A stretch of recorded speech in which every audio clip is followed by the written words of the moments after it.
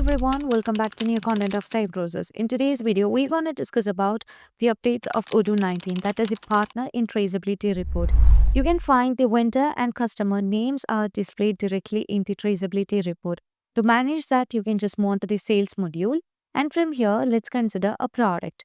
So let me consider the product, which is cable management box, and here you can see that we just need to enable the track inventory, and if you want to find the traceability report, the track inventory must be based on loads or based on serial number.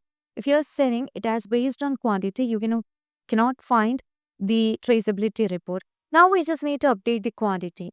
So I'm going to update the quantity. So let's say the quantity, let's first give the Lotto serial number.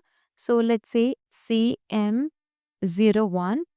and let's create it, and let's provide the quantity as 20. So in this load number, it will be having 20 quantity.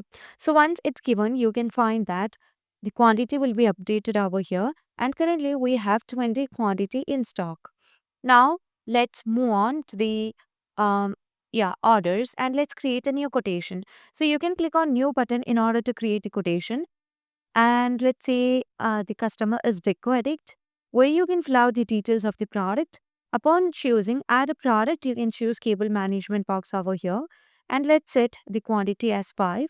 Once it's given, we just need to confirm the order, and the quotation will be moving to the sales order state, and here we just need to make the delivery. So before delivering the item, we just need to set the Lotto serial number. So let me enable the field from here, and you can see that the load number is automatically assigned over there, and you can click on validate. So as you just validate the process of the delivery of the item, when you just move on to the traceability, here you can see that now the partner field is updated over here. In previous versions of Odoo, till Odoo 18, we know the item will be taken from the warehouse, and the two location will be set as just output location.